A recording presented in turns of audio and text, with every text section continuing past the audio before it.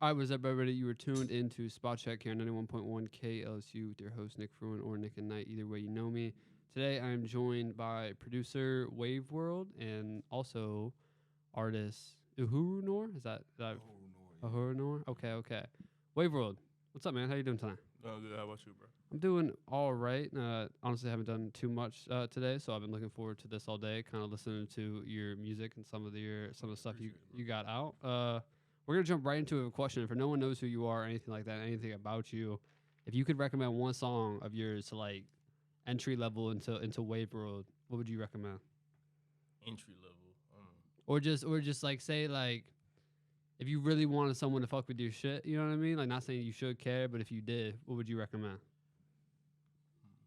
That's a hard question. I'm not gonna lie. 'Cause they got a lot of songs that I make that's where like I like personally like them. Yeah. But then it's like a lot of songs that I really wouldn't listen to on my own. Like it's weird.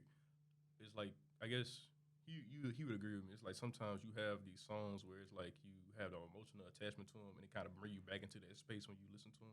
Yeah. But if they had one song where I would say like it's kind of more of a just like a regular song you could just listen to a lot, it would be If It Ain't off Travel Team. Mm-hmm. It really is just like a little club song. It's really not like nothing too crazy. So Travel Team. So for anybody who's not aware, like who that was with Kai, right? Was that Volume 2? No, that was Volume 3. Volume 3. Okay. So it was a series of like just duo tapes that we did. So I'm a big proponent of like duo tapes. I love doing duo tapes. Like he was the first duo tape that I did. Mm-hmm. Well, Huru was the first duo tape that I did. And that's my favorite one. Yeah.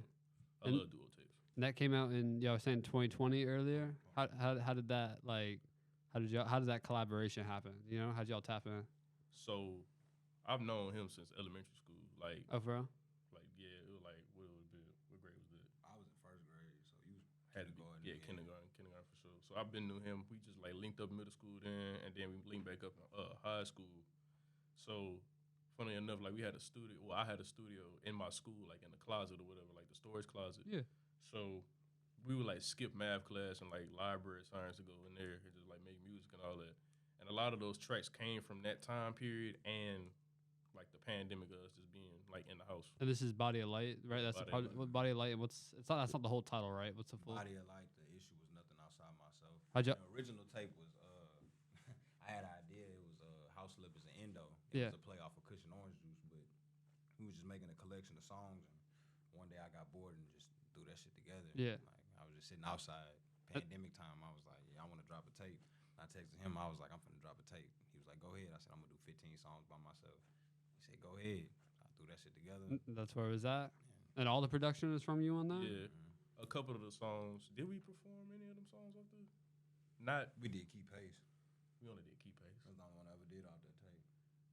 Okay. Yeah. Because we performed like that February before everything went to shit. Yeah.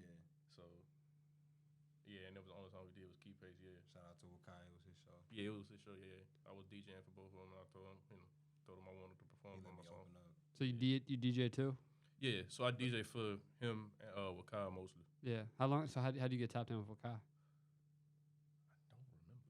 Through me. That was through you? Mm-hmm. That was through you. It was I remember. Actually, I do remember. Yeah, it was when we had dropped Pessimist. Yeah, I was showing him some of your beats in the car, and then he tapped in with you after that. I showed him Pessimist, and then we made one song. It was a song, Time, and then after that, we just made all those. Okay, so that's the song I was just listening to on SoundCloud earlier because I think it was one of the earlier ones that you dropped with Kai. Because I found your SoundCloud, but I found one of the profiles that there wasn't too much on it. It was like one song or something like that. Yeah, it's not gonna be that much on there. Yeah, so that's the one I found. So I was rocking with that one. I was gonna throw that one. I was gonna use that for the intro for my next show to go into that one. So I mean, obviously you've been tapped into the Baton Rouge scene for a little bit. So if there's any artists in town that you'd want to produce for, like do another duo tape with that you haven't, is there who would you pick? Old Man Stogie, he up and coming. Who? His name's Old Man Stogie. Old Man Stogie. He hard. He up and coming. Yeah. What's he sound like? Can you give me like? If you could describe it. It's an experience. You got to experience it. I can't really describe it. Okay. It's an experience. Yeah. If you real tapped into it, I'm gonna put you on after the interview. Yeah. No, I would appreciate that. Like I said, I've been annoying my girlfriend playing Richard Burr, which I didn't know there was actually backstory. I thought it was one of y'all's like real name. I didn't know who it was. Richard, Did you know about the name of the song, or you just? Nah, but sometimes when he make names of songs, I like research it and like just do my little own little thing. Because most of the time, you would be surprised if you like look at our message thread. You would be like, "What the fuck? Like, what do we have going on?" Yeah. Like, the beats would be named one thing, and it would be something crazy, like and then like the song would be named something completely different. So for Richard Burr, how did that like? Did you come to him with the beat? You know what I mean, or like did y'all? I had Jordan Hammond that night. It was me and my partner Eric, and he was making the beat, and I was just listening to it, and I was like, yeah, my nigga, I'm so fly. And then because I'm talking about being in the sky. That was the first. I'm falling down for days, bro. I'm telling you, that shit was like the first time I heard it, I was like, it's a long, and then it started hitting. I was like, that is crazy. Any production on it is like, he crazy. That's what I was telling him. Like the beat, beautiful. I'm like, yeah. The lyrics kind of weak. Like he like, nah, son, you gotta. Your lyrics? Bro, my dad's trying to teach me about jumping jacks. I don't give a fuck about jumping jacks. That's all hard, but it's like I feel like my delivery wasn't the best. I don't know.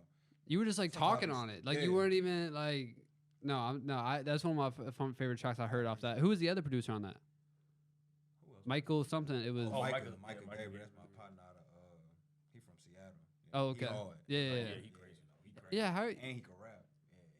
Yeah, okay. So question for you: do you think that producers are they able to rap a little bit too freestyle? Like, what about wavworld here? Wavworld, can you rap?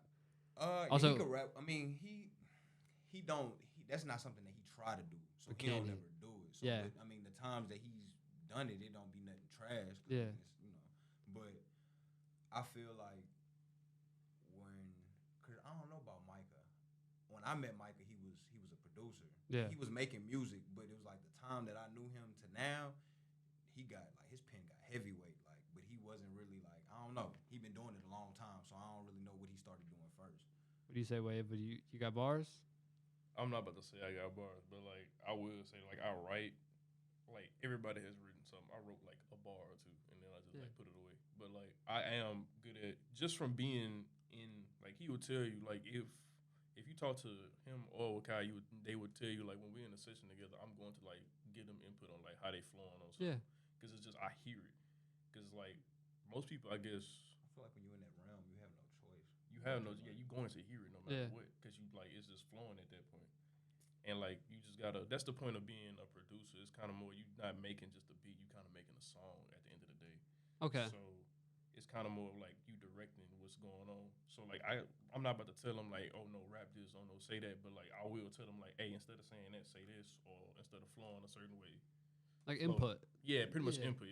Yeah. Like he could tell. I feel like something. My bad. Like there was one song. We drove down to New Orleans because we was trying to have a session in Loyola, but like, we couldn't get it to the studio. So we was just rapping at our friend crib, and he had said something. And I looked at him, I was like, bro, like nah, like don't say that. It was out of pocket. It was very out of pocket. He made me aware of it, so I switched it around. And then when you switched it around, it sounded better. It did. I mean, it still rhymed regardless of what I used. Yeah. Was it like an out of pocket line, or was it? It wasn't out of pocket, but it was out of pocket. Just some crazy. He said I sounded like an old man when I said it. Oh, okay. On some like boom bap shit or like. No. Like old, like man, like working in a warehouse. Oh, I see. Yeah, I just said something out of pocket. Okay. I feel like, but back to your question when you said about producers being rappers, I feel like when a rapper step into that realm and start producing, I feel like that makes him a better rapper. Oh, I would think, yeah. I mean, when you look at like, we're talking like big time, like all time, hip hop artists and stuff like that. The ones that are involved in the production part of it is, you know what I mean? Like, because like you said, it's not just producing and then one guy raps. You guys are working on a song together, so you're making it. Like at the end of the day, it's your art and you're collaborating. So when you make it canvas, I'm just coloring in with it already been thrown on there. Yeah, and I'm sure when you make a beat, you have an idea of what would sound good with it. You see what I'm saying? Like, yeah, pretty much, yeah. Yeah, so like, I mean, so my question is, so say you make a beat, I don't know, say you made a beat today, right? Do you know in your head who, like, maybe you want him on it or Rakai? You see what I'm saying? Like, or how does that work? Yeah, in a way, but sometimes, funnily enough, like, some of the stuff that I would want him on, he don't want to rap on. Why not? It's because it's like, everybody do that. Anybody that ever send me beats, they always send me what they think or what they want me to rap on. I'm like, man, like that's cool when I do it, So are there any like gems that you think that he's like he should hop on that he just hasn't? No, like honestly, there's not. I usually listen to him. Yeah, he listens to all of them, and there would be songs he just be like, I'm not rapping on this because it's just just sound too good. And I'd be like, okay. But then it would be funny because he would pick something that I personally didn't like and then make me like it. Yeah. So like there have been like beats, like probably even like I ain't gonna cap, like even Richard Berry, like I probably wouldn't like have liked that beat on his own, but then when he rapped on it, I'm like, oh, okay, yeah, I like this now. If Okay. you send me a pack of beats, I'm not clicking on the first one first. Why not? You don't think they put the first one? Because I'm gonna waste my time. I'm going right to the bottom, and then I'm gonna go to the middle, and then I'm gonna go. That's how I scatter around. Because it's like usually I know when a producer send me, it's like they like, oh, he gonna sound good on this. He gonna sound. You not sending me. I'm not gonna say you not sending me what I'm looking for, or what I asked for. You just sending what you think I'm gonna sound good on, which is cool. Yeah. Because it's your art. You know, that's why I say rappers gotta make their own. I feel like they're better rappers when they make their own beats. Like Marciano, Earl, they make their own beats. Not all the time, but when they do. Or at least they have like a hand in the, you know, because I feel like it'd be hard to explain to somebody exactly the beat you're looking for. Maybe like when I send him samples, he don't never flip the samples that I send him. You lying? No, I'm not. I just flipped the one you just sent me. What sample was it? It was like a little Roy Ayers song. No, I picked that when we was in the studio together. No, you didn't. Yes, I did. I can't remember, but it was something. Yeah, usually when I send him a sample, I'm like, yeah, flip this, like, you know. Yeah. And I look at it. He'll look at it, but if he don't like it, he ain't gonna do nothing with it, which is understandable. Yeah. Know? I don't trip. Sometimes I come back to it and then like give you to be like maybe like a month later, and then you be like, oh, okay, and then you don't remember. No. And you don't remember. What do you think you sample the most from? Like, I guess genre, or, you know, if there's a specific, or maybe you're just all over the place. It's all over the place. You kind of want me to give up my sauce, but you gotta ask a good question. But it's all over the place. I will say, but for the most part, it kind of comes from just like predominantly like 70s, but they do have a lot of gems in like 80s, like all the stuff. You just gotta know what you're looking for and like what genres and what labels you're looking for. So how many? I guess not songs. How many instrumentals? I guess do you have just in the vault? Like, do you have Wait for Somebody, or maybe you're gonna do a beat tape or something? I don't know if you'd ever be interested in doing that, or you thought about it. That boy work. That boy pretend like he don't. That boy work. Oh, like he's got a lot. That boy work. Man, look. So I ain't gonna say that I have a lot, but it's kind of more like a vault. It's halfway a vault, man, halfway not a vault. Yeah. So like most of the stuff that's in the vault is the stuff that I've sent out that I haven't gotten back yet. So it's just like kind of just in like a stasis. Yeah. So like he'll tell you I had a beat that I just sent him that he just rapped on like a week ago that he ain't recorded on yet. But like I sent him that beat a long time ago. I forgot about it, but it's like it's in my vault pretty much. I still have it. So I'm interested in doing a beat tape. I was honestly thinking about doing one, especially like with that little string of flips that I was doing on Instagram lately. Yeah. I got a couple sitting on the I mean, there's some of my favorite producers. I think my favorite producer, like current one, I guess, would maybe be like, might be kind of based like Cook and Soul. Like, you know, he just did the one coming out with a bunch of like flipped freestyles, and he threw like those tapes like that are just so cool. I don't know how hard they are to do. I've never done anything like that. You know what I mean? But I'm only saying because if you flip like vocals that are already out, you don't have to wait on an artist. You know what I mean? Like a rapper. Yeah. I don't know what that process looks like. It's really not that complicated in the terms of things once you know what you're doing. It's definitely fun. Yeah. You get to have a certain sound on the song that you make. Like it's weird just having like a random like trap vocal on like like sample beat. It's funny as hell to like make those songs. Yeah. Like, it's a weird like combination. So like I guess how long I'm sure it depends for each instrumental, each beat, but how long do you think you spend? Like do you make a beat a day, or what's like, you know what I mean? How many beats are you making a week? What's that look like for you? It's crazy, right? Because like the creative output is like very sporadic for me. So it would be times where like I go like days without making a beat, and then it'd be like a next day and I make like 5 beats. Yeah. And he'll tell you that because it'd be times like I like send him like 6 beats a day. That was like a little period of time when I did that, and then I just stopped.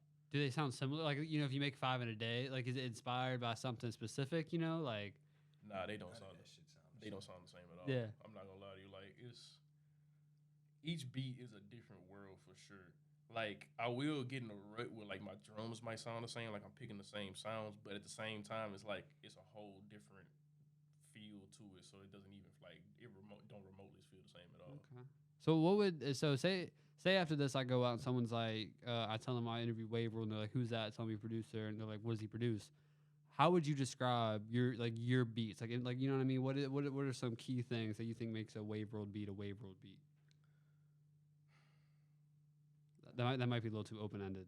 It is a lot of. That is open ended. I ain't gonna lie. Okay. I can't even describe it, and I've been rapping on his beats. Yeah, I'm about to say, I can't- No, I can't- true. Yeah, because you were saying that there are a lot of different sounds going on and stuff like. So I guess what do you aim for? You know what I mean? Like I guess like you try to keep. I don't know, because sometimes when I hear certain like say I hear a Alchemist beat, you know what I mean? Even though I Right. don't know it's a his beat, I can tell within the first 10, 15 seconds because he has like a motif. Maybe not even a motif only in the instrumentals, but also in the artists he picks, right? So I guess Yeah. kind of what I'm asking here is like when it comes to your art, when it comes to the music that you make, is there a reoccurring theme at all? Something that you strive for across the Okay. board? Well, when you put it like that, yeah, there's a thing. So I try to make the beat feel as normal as possible. Okay. And by normal, I mean like it doesn't feel like it's like forced or anything. Like there's nothing forced about it. There's nothing like that makes it try to be more than what it is. Yeah. Like you have to work with what you got. A lot of people when they're producing, like especially me, like when I was starting out and all that, it was like you try to do too much at one time. Yeah.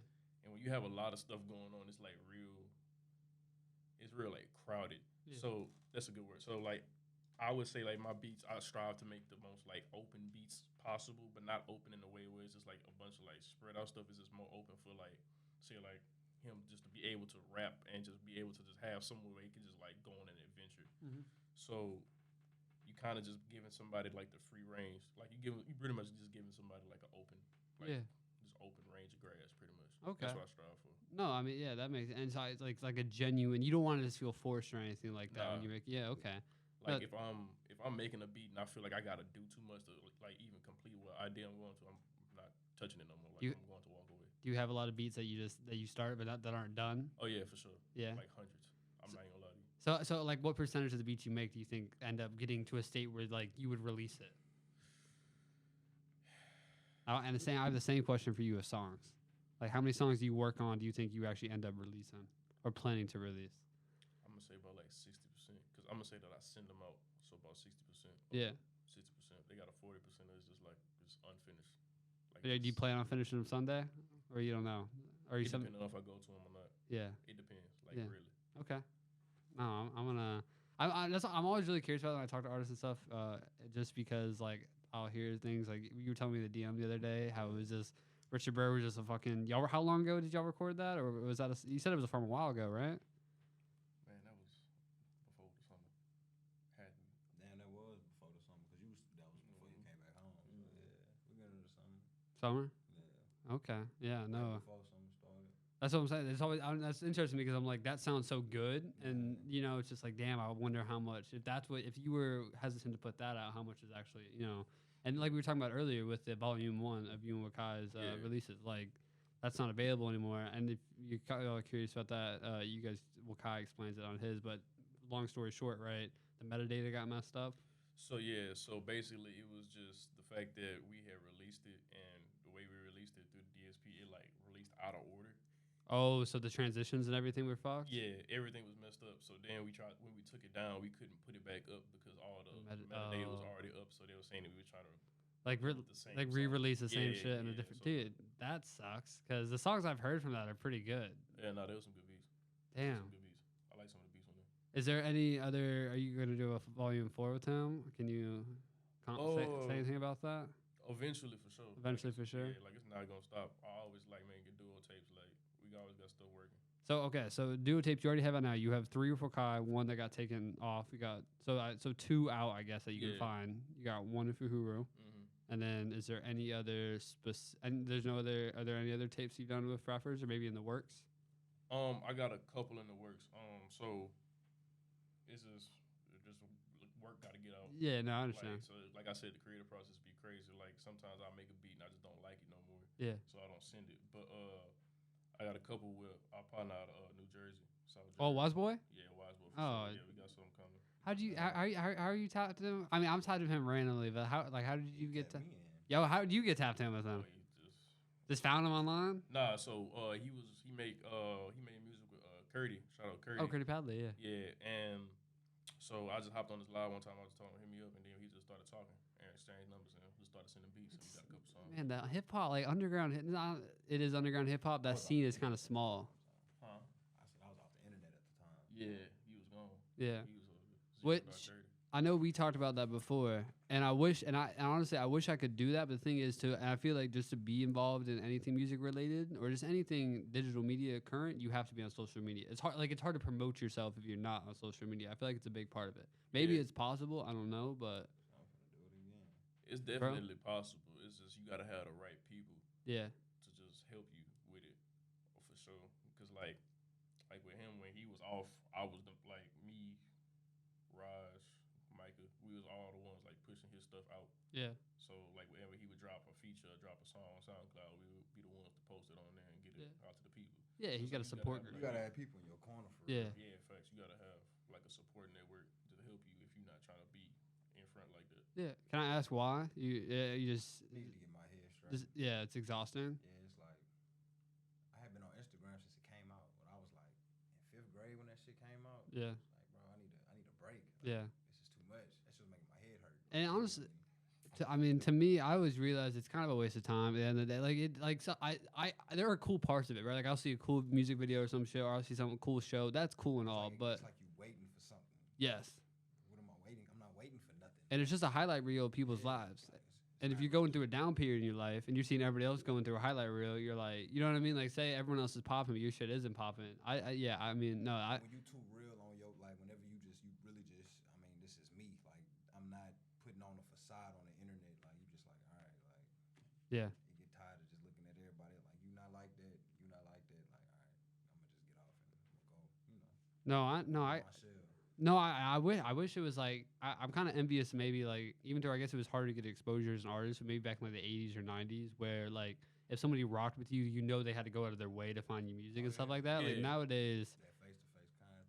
well, it's also like nowadays you can like people release so much music that I feel like that's what you get people like they'll like a big artist will release an album and then like a week or two later they'll be waiting for a new one. You know what I mean? Just because people, it's so the instant dopamine of new music, right? Yeah, the attention spans of listeners are And definitely instant gratification. Yeah, instant gratification, and it comes from social media for sure. Yeah, So, and that it helps and it hurts. I ain't gonna lie, cause like it hurts because when you're trying to make a full length project, you gotta go into it knowing that like, okay, I can't make this longer than 45 minutes, or nobody's going to listen. do you think that so 45 is the cap for a hip hop album? I think 45 should be the cap for sure. Like if you're doing 45, that gives you a lot of space Yeah. to like make a lot of songs, especially if you're doing it the right way, like way we do it. We're not making a 2-minute, 3-minute song Yeah, because it's just Not all the time. Not all the time for sure. Sometimes it call for it. Because Body of Light was 15 songs, but it was only like 20 minutes, like it 20 was like 23 minutes and 25 minutes. so like the optimal hip hop song, how long? It depends. It depends. It depends. My Okay. daddy be having that conversation a lot. I be telling him. He always tell me like, "Yeah, you need to make this longer." I'm like, "Dad, ain't nobody listening to It 4-minute depends. songs no more." Yeah, My generation attention span is very, very short. Like, ain't nobody finna. I'm not even finna listen to no 4-minute song. what if it's like what if it's like I listen to a 4-minute like Makami song, a Stone yeah, Guy song. yeah. or If it maybe a switches up Wiz and shit, song. you know what I mean? Yeah. Like It gotta, yeah, but I say it gotta. That's have what I'm some- it gotta saying. have something else Yeah. with it. if it's the Change, same like, beat for 4, I get that shit. But Yeah, no, it tired. get your ear get tired of chorus, it. verse, chorus. Man, it's I- 2007. Like, I'm not.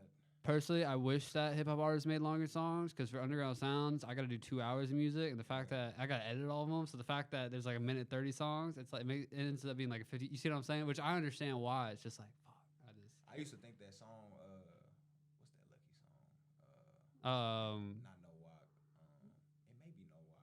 I used to think it was longer than what it was. Man, that shit like a minute and 30 seconds. Like, most of his songs are pretty short. It's I not can't even tell that you a long, lucky like- song longer than 3 minutes. But Maybe maybe the because I one- used to listen to it slow, but I used to think it was a lot longer than what it actually is. Like, yeah. Slow.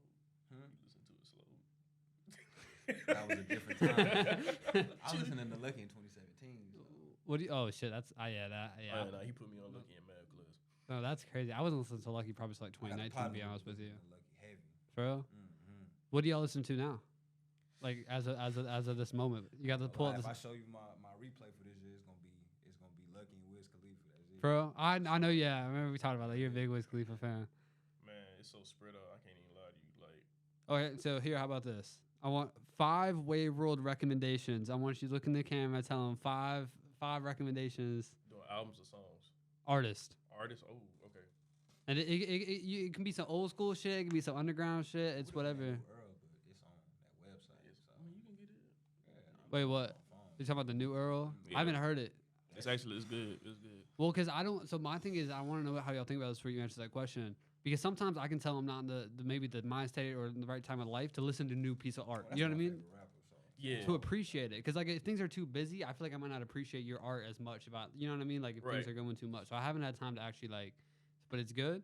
Oh no, it's his great. music always, even if I'm not ready, his music is gonna make you ready. I didn't like Feats of Clay. That's the only one I liked. I've liked all his work. Feats of Clay. I think that was just him being experimental. Was that the experiment? No, that wasn't the experimental one. That was the one before that, wasn't it?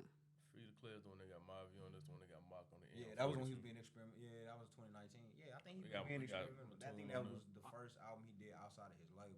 Yeah. So he was just like, "This is what I want to do." Yeah. Yeah, that was on Tan. That was on Tan Cressida. Yeah, that was just on, that was just on Tan. Yeah, I fuck with it. Because I think that some of the beats was a little weird, but that's why I say that was. Oh yeah, East was on there. Yo, East, yeah, which was I remember that was the whole thing. I remember because that put me on a Mavi, and then Mavi had one of my favorite EPs in 2020, 2021, Ends of the Earth, I think, where it's like the cover, the little 4 tracks. Yeah, that one that was one of my favorite EPs. I think it's called Methods on that one. Like the beat switch on that is crazy. Shout out Mavi for sure. It was a pleasure meeting him for sure. Oh, you met Mavi? Yeah, we went on a tour for those 3 days. Oh, for what? Well, yeah, well, Wakai, that's right. How was that? It was actually pretty cool going from city to city, day to day. That was actually pretty fun. Yeah, like it had some weird experiences too, but like it was alright. And I feel like I feel like the type of music Mavi makes. Like I don't know if he produces his stuff. I'm saying like I think that like y'all are in the same realm of music. What it would sound good. You see what I'm saying? Like his pen is different. Like, yeah. Oh yeah, nah, it was crazy. Like seeing him, like I ain't gonna lie. There's only been like 2 people that have impressed me like when they performing. Mm-hmm. He is one of them, and like the other was like I think when we went to go see Earl. Earl is when we went to go see Earl in Dallas, Mavi like literally raps his stuff. Like it's weird. Sometimes like you know how like people talk about like rapper voices. Yeah. You can tell when he flips that switch and like he turns into that like when he turns into Mavi. And yeah. He's not old Mavi anymore. He's Mavi. Like you hear it and it's crazy. Like it's really weird. I would have thought, and I think I love his music. I think he's a great artist, but I wouldn't think that he'd be would be a great live performer because I feel like his shit is so lyrical and so like in the sense of like I don't think people would appreciate it live. Oh no, but they do. Oh but yeah, like they he does. know you love it. Bro. I'd have to see it. Yeah, I have to see it live. Like Earl, like people shut up when he raps. Yeah. Yeah, no, you mind right. When you got like a good orator like that, you have to listen. Like they take your attention away from you. You have to listen. Like it's when you hear somebody like because it's almost weird to like how clearly and how tactile he is when he raps when he performs. Like how you hear it on the record is how you gonna hear it in there. Yeah. And that's another thing why I appreciate Earl because when he do it live, it's gonna sound completely different than whatever he's dropped. Like you could tell he put his that's his realm. Yeah. Like, he really in his. That's his sport. Which like, also it was surprising me because I would think because I listen whenever I listen like albums I like most from him and music I like most it's very like introverted and like thinking about yourself type shit and so I wouldn't think that would translate well to a live audience. You see what? Live, you feel it like Like I ain't like gonna want you to like I ain't gonna spoil the tape for you, but they got a song in there that he been performing for like how many like 4 years now. Oh yeah. Like but when you hear it on the record, when you do it live, it's like goddamn, it's like you really can feel it. Like on the record. Like, how should I listen to his record in the sense of like should I listen to it headphones in my car at home smoking like what give me and like I just wanted to see if it was gonna be songs on there that I knew. I be listening to his shit live. Yeah. I just listen to it live while I'm driving. Yeah. So I just played it on my phone speaker. I ain't really get to sit down and actually listen to it in the headphones. Yeah. You know what I mean? What would you recommend? I play mostly every album that I'm going to listen to. I'm going to play while I'm driving. On the car? Yeah. So like, I do it while I'm driving just to like have that like, cause usually when I'm driving, I'm focused on driving, but like my ears are open. So when I'm driving, I like to hear what I want to hear. So I'm listening to music way more actively than when I'm just like sitting down. Cause when I'm sitting down, I'm not gonna lie, like I am a victim of the like short attention span. Yeah. I like gotta get up. I got ADHD. Yeah. So like I gotta get up. Like. But if I'm driving, I gotta sit down and sit right there and listen to it. So I'm gonna listen to an album, and then I just pause and like when I get back in the car, I'm listening to the rest. Well, we're gonna tie that in. So here's the actual question now: 5 artists that you recommend to listen to while driving. Number 1, Max B for sure. Okay. Max B for sure. Any specific songs? Free Biggerville. Yeah, Free Biggerville for sure. Baby, I wonder. Yeah, that Baby I Wonder for sure, and that Why You Do That. That Boss Don. Yeah, that Boss Don for sure. Next artist why you listen to while you driving. I have been listening to a lot of him right now. Like I love Detroit rap. Detroit rap is like one of my favorite like genres of trap. Like so, I'm gonna say like Los and Babyface Ray. I'm gonna put them in the same thing because they both kind of make the same thing. So Los and Babyface Ray, they both just dropped tape, so it's real good. Next one is listen to while you driving. It's gonna be a weird one, but it's called Cassiopeia. It's a Japanese jazz band that makes city pop.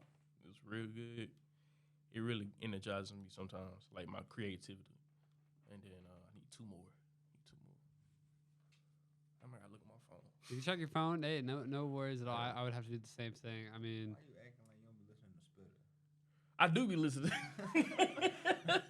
With Spitter though. No, I ain't talking about Spit guy. He Nah. hard too, but I ain't. Nah, talking yeah, about currency Spit for guy. sure. Yeah, currency. like old for- currency, new currency, what? all types of currency. I ain't gonna lie. Rare Swift song, like I recommend this song to every currency like person that listen to currency or want to get in currency. Even though it's technically not a currency song, it's really a Dom Kennedy song. But Hennessy Beach. Yeah, shout out my brother. He used to play that like all the time. Like my brother used to play that song all the time. And I love that song. That's like my favorite currency song, even though it's really not his song. All right, so we got one more. This is your fifth artist that you recommend to drive around to. Because I think I will say when I'm listening, like when I'm in the car, I listen mostly to hip hop. I don't like the hip hop's not all that I listen to, but I feel like hip hop just sounds better in the car.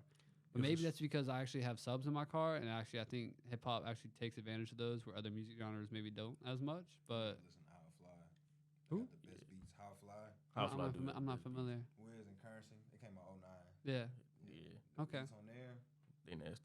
I'm not too familiar with like '09 currency. That even though I know that's when he was really coming up, you know. But I just don't. They're I'm my favorite Wiz, like 2008, 2009, 2010, 2011, like early Wiz. Yeah. You I can just hear the hunger in his, in his I'm not- raps.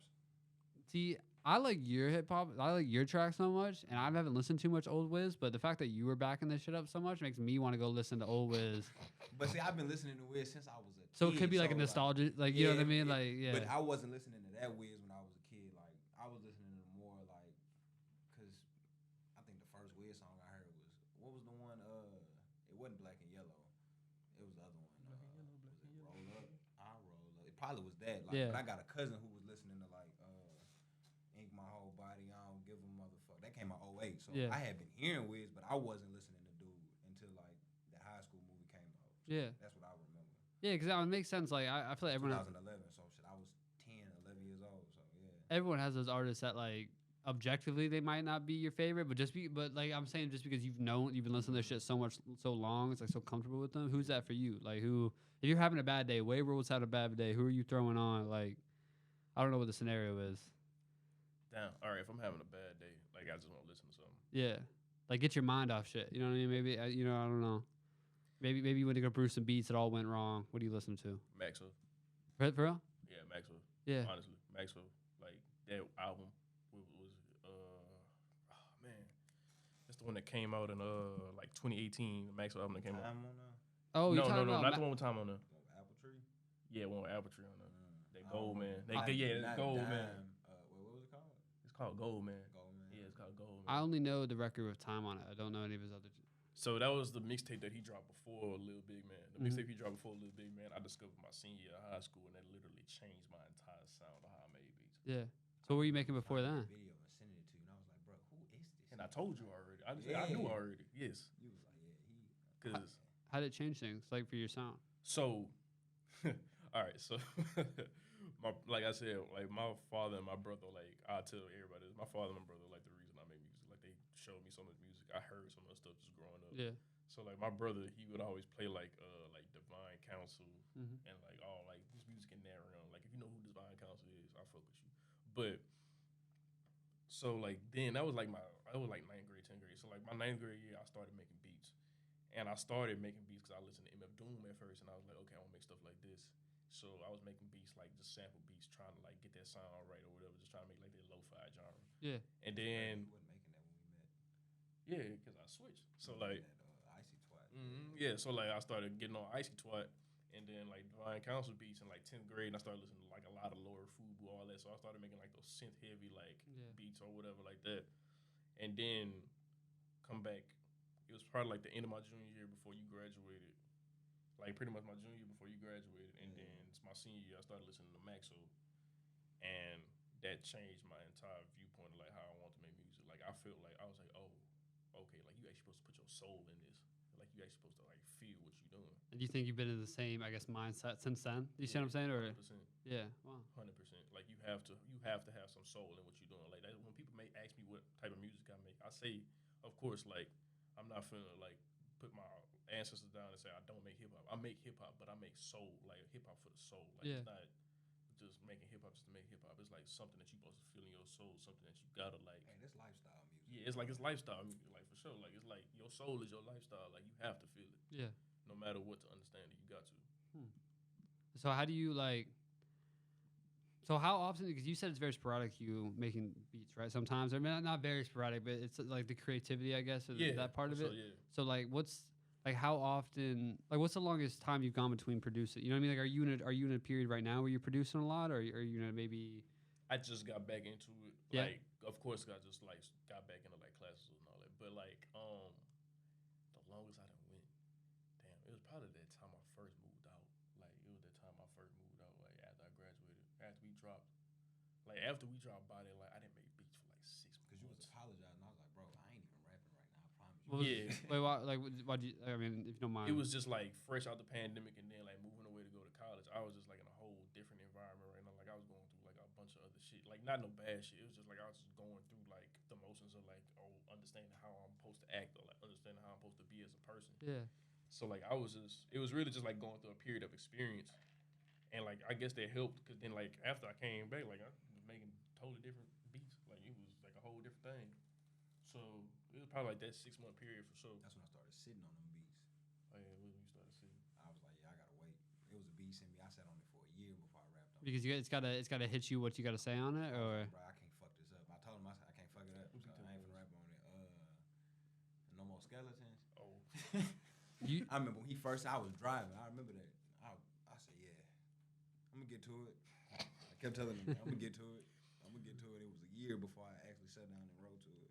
Do you, oh, sorry. go ahead. Do you write everything like so? Say the beat he sent you, and you're writing lines to it. Do you write all the lines in one day, or do you write like first 2 lines? You see what I'm saying? You see what I'm saying? Like, do you piece it Usually, together? I ain't gonna lie. Some of my best shit I probably write in like 5-10 minutes. Okay. But I'm not gonna say my best shit. Would people come back and tell me like, oh my god, it didn't take me that long? Like, usually I take like, to me, the songs that I like take me a little longer, like maybe like 30 minutes. Same for the beats. What's your best song in your opinion? I ain't never make it. You ever made it? What's your favorite song that you made? Like it's not very Put song. them on the spot. I'm about to ask you what's your favorite song you made. Whoever comes with an answer first. Probably Sway Kangle. What's up? What project is that? A single or is that off a? No Relations. He made the beat to it. Yeah. That was when we went to go see Earl. Do you remember that beat? Yeah, we made that in the Airbnb. We was going to watch Earl. Yeah. Like right after. Was it sampled or anything, or Yeah, it was something for sure. do you remember what the sample was? No. It's either that one or Nadir. For sure. Yeah. But Nadir a heavy listen. That is. That's a heavy listen. I ain't gonna cap. Yeah. It was the first one that we made. Like Oh, the the first like. I'm trying to see. That was the first one that we made. That was like a sample beat. Like the first sample that he sent me that I made. Yeah. Because I never dropped it. I dropped it like maybe 2-3 years after we made it, but then the tape on private. So. But yeah. On SoundCloud or something? On Bandcamp. Okay. Yeah, nah. I was sample snitching myself for that one. Because if you ever find that song, you need to know You the would sample. not be able to do. Yeah, it you again, can't. I promise. Like, it was a That is the happiest. No, the sounding French. sample Yeah. I've ever heard in my life. He Oh. made that shit sound depressing. Like. There's no way to hear this. I'll let you hear it. I just want to you maybe after maybe you know yeah, maybe I'll show it to you after. But like it was from the French jazz band Cortex. okay. So it's off that album that has the little famous like sample that Yeah. Damn, for real? Yeah, no, it's not that sample. No, I'm just saying it's on that. It's on that tape, album. though. Yeah, it's on that album. So it was a cut off there. I just heard it and I was like, okay. Cause I used to ask him, I'm like, bro, what sample is this? And it sounds happy apparently, and you made it sound Oh no, that song is like it's like grief in the bottom. I ain't gonna lie to you. okay. Yeah, it's one of them. Yeah. Well, I feel like you need songs like that. Or you know, maybe Yeah. I you- made it after listening to I was listening to Silas, okay. that Earl song. Yeah. Yeah, it's completely in there, man. Yeah. I was going through it too. I was my senior. Yeah, I was Yeah. going through it bad. Yeah. Well, I feel. I mean, I mean, I feel like good art makes you feel Oh, something. that's- You know what I mean? So in the sense of like, if it makes you like really feel grief, it might not be a Yeah. happy thing, but I feel like some people they need that. You know what I mean? Parking lot at school. I think I wasn't even supposed to be in my car. Like I just left out of class. Yeah. It was one of Yeah, them no, days. it's one of them songs where you like, oh, okay, yeah, this is like, oh, like very shocking to the core. Yeah. Is that so? Do you think that's the most shocking song or grief-stricken song you've made? No, that was just the first one. That was- Every song I make is like, it's like that. Like every song you gonna be like, God damn, like that's every song. I disagree. Richard Bird makes me feel really. It makes me feel. I mean, that's that's everybody. But Yeah. my little brother it's a song that I made, and my little brother told me, he was like, damn, bro, like this song got me thinking about my childhood, and Yeah. he said it almost made me cry in the car. I was like, damn, son, I'm sorry. Like I wasn't rapping about Yeah. that. Like I apologize. Like Damn. No, I mean, yeah, making people cry on the car though. I mean, that's got to be like at least you know, like you said, it's soulful. You see Yeah, what I'm saying? yeah. Like it makes you feel something. Like I don't rap about nothing that I ain't went through yeah, or that I'm not going through. yeah. Huh. So for when you were thinking about, or because obviously you've known him since elementary school, and you said, how did you meet with Kai? Through him. Through him. Okay. So when you talking about or new artists to work with, right? Like, what's your process? You see what I'm saying? Like, if an artist wants to work with you, do they need to sound a certain way, or like, are you willing to work with anybody? Gotta come with that bag.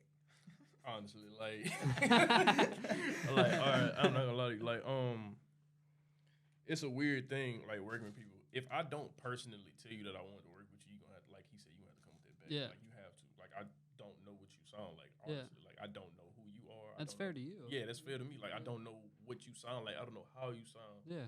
So you can't expect me to just be able to want to work with you. Mhm. Now I will say, if I do want to work with you, I can't. It's easy for me to do it, but it's just more of a fact that I have to be in a session. Like I can't. I don't like sending beats over the internet. I hate doing that. Okay, because that's something I've been trying to figure out recently. Like, so if an artist wants to work with a producer or something like that, the processes I've seen, they send them the beats and then they send the vocals back or whatever, and they all add it together. But Yeah. that doesn't seem like the most authentic or genuine way to do it. In the sense of like, you see what I'm saying? Like, Yeah, there's a genuine factor in it, but I will say like being in a session, it allows you to have way more, not just input, but like you just feel more in tune with what you're doing. yeah, So it's like it's kind of pretty much like imagine it like this. So you the producer and the rapper, y'all both on like y'all on a court, like y'all on a basketball court. It's a lot of basketball euphemisms, but like it's a sport. Like it's really a competitive sport. Yeah. So when y'all are in that session, y'all are either practicing or y'all on that court together, figuring it out. Mhm. Like y'all are in game time doing game speed drills. Like y'all not Yeah. just doing layup lines. Y'all doing game speed drills. Mhm. So like you have to perform at your best at that moment. And like I appreciate him for sure. And Austin, Austin, they both are very like fast when they work. Yeah. We get stuff done immediately. Like Lollygag. at all. Like it'll be times, and you can ask anybody that has worked with me. I'm notorious for making a beat in 5 minutes. Mhm. Like it's weird. I don't know. Sometimes it come to me like that. Sometimes it don't. Just when it hits you, yeah. Sometimes I'll be done with the song before he finished with the beat. Exactly. I was just about to say that. Like I'll be feeling like I'm still mixing on the beat, and I'm done. You want to hear it? I'm like, bro. Yeah. And I'm trying to get the mix right now. He rapping in my ear. So it's definitely like. I don't even be needing beats sometimes. I know you don't. Sometimes you just write, but it's definitely a process of like being in the session compared to being just over like the internet. Being in the session, you are way more in tune with what y'all doing. Like Yeah. you gonna get music out. Like they'll tell you like if we not seeing each other for a little minute, he probably gonna get like 4 beats. Mhm. Because I'm gonna be living life, getting my experiences right, and then I'm gonna send him a beat when I like my creative flow is like boosted, and I'm just gonna send him a beat, and then he gonna rap on it whenever he want to. Yeah. But if we in the session, we getting like 5 out. So when you're making like these collaborative projects, Yeah. you like is it just y'all sitting in wherever y'all producing it and just Your light ain't get made like that. yeah, or But that over a was- period of time? Yeah, that was Yeah. over a period of time, but that was also because of like the circumstances for sure. Yeah. But like some of them did get made in our sessions at school where we was just like ducking off into like the little studio that we had in the little storage closet. But for sure, all of those collaborative tapes that I made with Kai, they all for sure did in person or like halfway over the internet. Like Yeah. I send them a beat over the internet, and then I come, man, we do a session or whatever. Yeah. So most of those collaborative takes, like they have to be done in person. I feel like if you don't do it in person, it's not really gonna be as authentic as it should be. Have you ever thought about doing? Because it's one thing maybe there might be a tape like this in Baton Rouge that I don't know about, but like kind of like a Cook and Soul tape where it's his album, I guess, right? Yeah. But then he has like 12 different rappers over each beat. Have you ever thought about doing That's anything in the like works. that? Oh, it's in the works. That's in the works. That's in the works for sure. Is there a name for it? Maybe It might not. be. Just know it's some secret files. Oh, secret files. Okay. Is it within the next year? It's in the works for sure. Okay. It's in the works for sure. Yeah. No, absolutely. I get it. All right. No. Yeah. No. I was curious about that because I know. I think I heard there was a collective like a couple years ago called Black Cypress, and I know they did a kind of project like that. I don't know if y'all know who was on Black Cypress or anything about that. I heard of it, but I ain't Yeah. able to tap into it. They got like a couple names that y'all would know, but not like ever. So I was just curious. Yeah, no, because I was thinking, I was like, because your production style, I was like, I feel like a lot of rappers, especially in town, could flow on this. So, all right, no, yeah, I know. I was super curious about that. Well, I want to ask you about your tape that's dropping in October and get into that. I know that we're gonna have you back. If you don't mind, I just want to ask, what's the story you're trying to tell with this tape? Is there something you're trying to tell with it, or? Nah, not necessarily. It's just the last tape that yeah, no, ain't really no story behind it. No. I always drop in October. My birthday in October. So Oh, okay. I drop in October. Yeah, every October. You dropping it on your birthday? I don't know yet. Yeah. I don't know yet. I'm gonna figure it out. Is it done yet, or are you still working on the? Yeah, I'm waiting for. I'm getting Wisebo on now. I'm waiting for a feature from him, Mhm. and I'm going to the studio today. Whenever we leave here, I'm going to New Orleans. So Okay. Are you going with? it's done right now. Mm-mm. Oh, but okay. I might ask for more songs to it. Have you heard it? Oh yeah, I heard all of it. Yeah. So okay. So like, are y'all close to that? Like when y'all work, y'all send each other stuff like that y'all are working on, or like? Sometimes I ask him if he could, if he'll arrange it for me. When you mean arrange, what do you like? Can you? So especially like with that tape, sometimes he'll like send me the songs and then he'll be like, "How you think this should sound?" So I would just like I'll listen to all of them and then I'll be like, knowing that some of them are my songs. Like Yeah. I think I got like 3 or 4 on them. Yeah. 3 or 4 on them. And I just like tell him like, okay, this sound good with this one. This one sound good with that one. Like it just gives. Oh, the arrangement, like the literal. Like Yeah. the literal like order of. Yeah. Like I'm not doing the transitions, but I might do it sometimes. I think I did it. Some of them for Body of Light. I did it for Body of Light, but like. No, I was about to say Body of Light, I did all that one. That was Yeah. why that was, I did all that one. Mm-hmm. I think that one. Oh yeah, no, yeah. And then, so like I would just tell him like we want to sound good going into each other pretty much. That's it.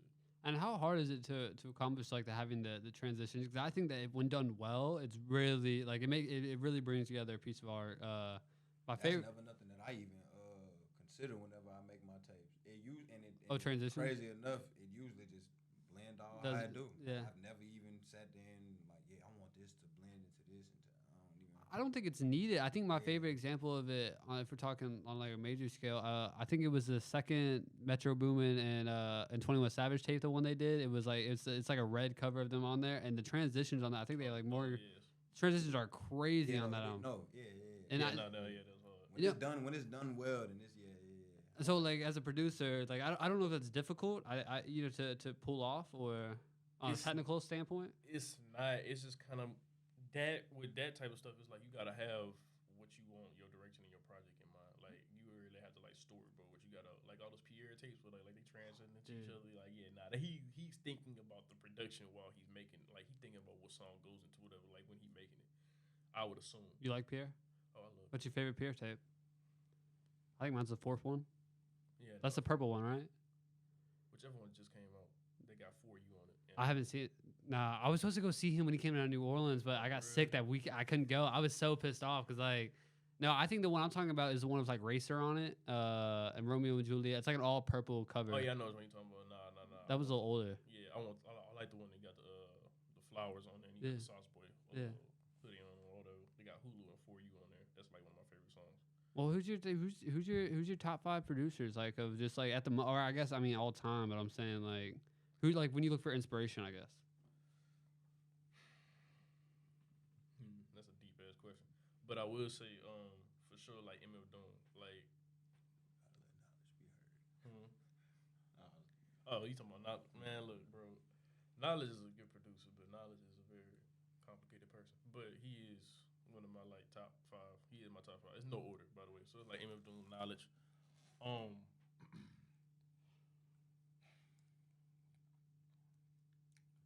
I gotta say, just cause like off rip, like dude hard, like Curdy Pandy, crazy, and he like it's crazy, like Oh, Curdy, crazy. That's who he produces. Yeah.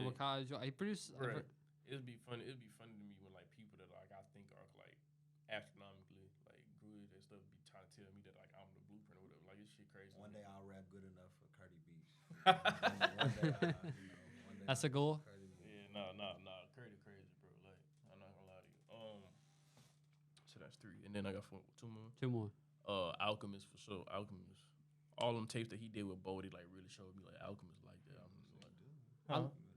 He said Dilla. you got throw Dilla up there. Man, look, bro. I got one more spot, bro. Like I ain't gonna care. I got one more spot. I'm gonna say Madlib. I'm sorry. Oh, I'm gonna say Madlib. I'm sorry. I can't sorry. fight you on that. I can't fight you. Can't fight me on that. Like I love Dilla for sure, but like, I already told you he hit my phone. It's over with. who you talking about? Madlib? Oh yeah, for sure. I would not blame you. I'll tell you, bring me with you. We on the way. If you had to pick, all right, you have Madlib and Alchemist come to you and say, "I want to do a tape just with you." I'll do the whole thing. You pick Madlib? Picking Madlib over anybody. Okay. It's I no would question. get mad at him. I would get mad at him if he picked Alchemist. Yeah. If he had Madlib, go to Madlib. Alchemist is crazy. I promise. Facts, You. like Shout out facts. Uncle Al. Yeah. Well, What's your favorite Alchemist? Like I think my favorite one that came out this year was the one he did of Domo Genesis. Domo was one of my favorite rappers, even through like back when the old Odd Future days. Not really people were putting a lot of respect on it. Oh, shout out Raj Raps. But no, I guess so. Like, what's your favorite? What's your favorite specifically Alchemist project? 'Cause he's got a lot of them, a lot of different rappers that he's worked with. That's a hard question. I'm not gonna lie to you, cause like Alchemist really, he got a lot to say that. Yeah, I must say to say that he like has a distinct style. Them beats be sounding so different. So when I said that, I didn't mean style like they sound. You see what I'm saying? I Like, know what you meant. yeah. I ain't gonna lie. I know you ain't asked me, but my favorite Alchemist beat would be the original Wind in Myself. The original, not the That's one a hard that beat. came I out. ain't gonna hear that's a hard beat. It's a hard beat. Man. But, Yeah, the original. I don't know if I've heard it. I've heard the Wind in Myself, but I don't know if it's the original. I might have to. Because you know, early, I got songs like that where I didn't rap on the song, Yeah. but I didn't put it on a different beat when I dropped it. Okay. It's the same lyrics though, but that original beat, Mm-hmm. that shit sound like it was made in a dream. Like, nah, it's hard. I ain't gonna lie. But let me see. They got a couple. They got. I give you like my top 5 Alchemist beats. Okay, let's hear it. All right, so like number 1 for sure, and he'd tell you when we went to go see that what was it? What tour? What was the name of the tour with him with Earl Alchemist Bronson? It was called something. NBA Leather. Yeah, NBA Leather. We went to go see the NBA Leather tour in Dallas, man. So the whole time we sitting there, like we got there a little late, so Bodie had already started. Yeah. But the whole time we there, you could tell you it's like the whole time we there, I'm pestering him. I'm like, bro, if Bodie do Speed Demon freestyle, I'm gonna cry. Bro, Speed Demon freestyle is like the most open beat, but it's so good. Who produced it? It's out. It's off the Price Team Oh, China okay. album. Okay. So it was just like that beat's just so nasty. I don't get it. That's not that one. No, that's not. It's the that they told the niggas that be here told. Oh, I know. Yeah. I know. But so I will rap like a scientist. oh man, I Bodie crazy. So for sure, Speed Demon freestyle. 300 Fences off that Super Tech Mobo. That's another Bodie song. He like just telling the whole story on there to be crazy. What's the next one? It's hard. Man. So that 89 Earthquake off that Larry June album for sure. 89 Earthquake was like one of the hardest beats I heard in like the past like year. Yeah. What else? I gotta go to the phone now. Bro, I'm telling you, like He's got a lot of. I mean, he's got a lot of music. You know what I mean? Can't. Bro. Yeah. What? No. I mean, I've always been curious about that, especially like because I think you're my first producer I've had on the show. Like in the sense of like where that's strictly like you know what I'm saying. Like I think I've had DJs on the show and stuff like that, but you're my first strictly producer, which I was like. So I definitely wanted to ask you about that because whenever talk to any hip hop artists, they're always Alchemist is one of the ones who said that if they could work with them, you know what I mean. Yeah. So if there's any artist, like any hip hop artist in the world, dead or alive, that you could produce a whole tape for, who would it be? Babyface Ray. We need to lock in, twin. Oh, for real? You think you'd match up with Babyface? I'm just. 100%. You think so? 100%. Babyface Ray. Oh, I would love. I think I would love to hear 100% that. Babyface Do you think Ray. you have beats already that would work, or you'd have to like make some new stuff? No, he crazy. Oh, no. Babyface Yeah. like that. Yeah, Babyface like that. He could transition.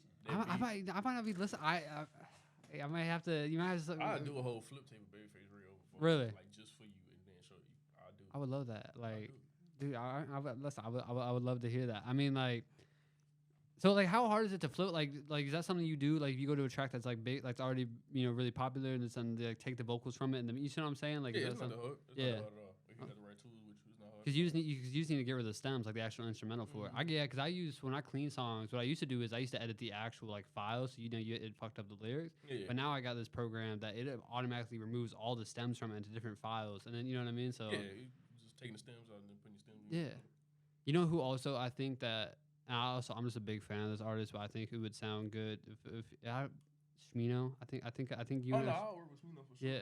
Especially like you heard what's that mixtape called? It's only on SoundCloud. She Already Decided, Sad, the one that dropped there. I ain't Please, like for real, if you tap into that, because he did a remix of Orange Soda, Baby Keem's track. It's called Black Soda.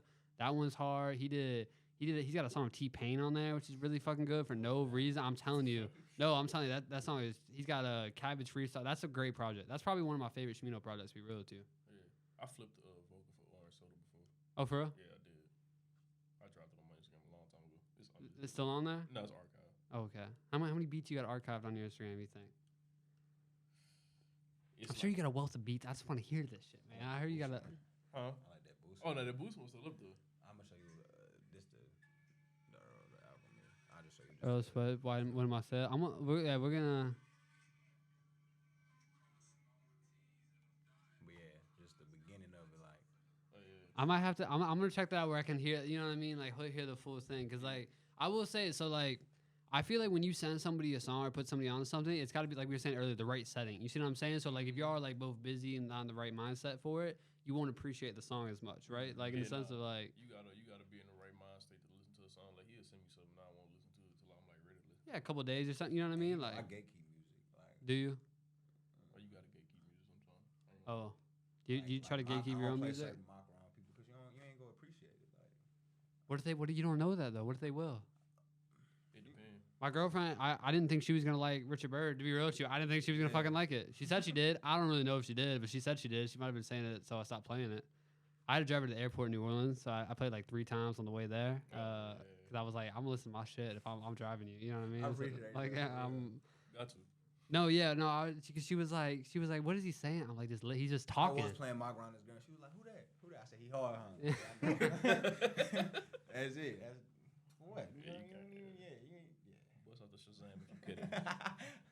All right, so we're getting to an hour here, so we're slowly gonna get to wrapping up. But so one of the questions I definitely have for you is, do you like listen to your own shit in the car? Like, It depends on the song. They got a lot of songs where it's just like I said, like people will pick the beats that I don't like. yeah. So it's like I got a lot of songs where it's just I won't listen to. Cause what's your? I'm just curious because off the top of my head, I can't remember the name of what's your top song on Spotify is. I think it's off Volume 2, or maybe Like, Volume 3. I can't tell you. Well, I'm gonna hear it. We'll look and we'll see if it surprises you. Because one thing I've done with other artists, I don't think I was gonna be able to do with you is like I asked the artist some lyrics right from shit. For you, I was gonna play like a couple seconds of your instrumental and then see if you could guess it. I could guess. But the only issue is that I realized Spotify would flag that shit, and so I couldn't actually upload the playlist because that's how they do. But let's see. We're gonna go wavworld here. Your top song. I want to know if this surprises you. A month ago, I think that's off Volume 3. That don't surprise me. Why not? That was the one. That was the first single that we dropped for that tape. And can you tell me like what do you remember that beat specifically? Like how did you make that? So he had hit me up and told me to peep the song by this artist named MV, and he was saying that we could tap in with her and just get the sample cleared, and I was like, all right, bet.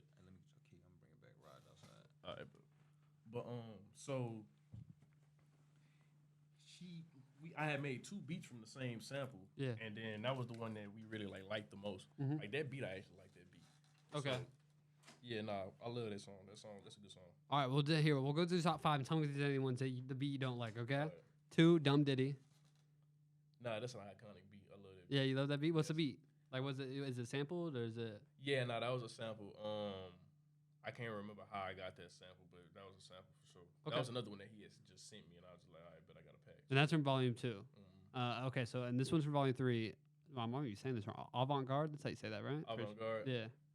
Nah, I love that song. I like Yeah, that song. yeah. Most of the stuff on Travel Team, Yeah. most of the stuff on Travel Team, I like because that No ID verse on there is amazing. Like he did a Project Pat type flow on there. I think that song put me on to No ID. So Yeah. shout out y'all, like for real, like because I didn't know who that was until. No ID hard. Yeah. It's really funny though. You hear how high his rap voice is. Yeah. When you, talk to him in person, you be like, wait, hold on, what? Not the same, not the same at all. Yeah, not the same at all. All right, and then Clear Path. Ooh. I like that song. Beat not so much. It's a good song though. Okay. And then Hidden Faces. Surprisingly enough, that's the song that I hear people say that they like the most off that tape. The beat is really I like that beat. I ain't gonna cap. Most of the stuff on Travel Team I did kind of like. Yeah. Okay. No. I mean, I like the whole tape. So I saw who picked the because that's an interpolation, the album cover of that. I can't remember the name of that.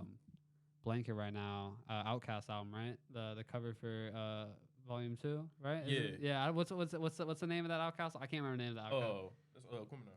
Kumina, yeah. Did you pick that album cover? No, that was Wakai's idea for sure. Yeah. I remember I saw that. I was like, okay. And I wonder if they're going for they're trying to make it, you know what I mean, going using that as inspiration. Was that inspiration for the production on that album? Yeah. Well, inspiration for the production. Kind of. I could tell you for sure when I was listening to that album, I was listening to a lot of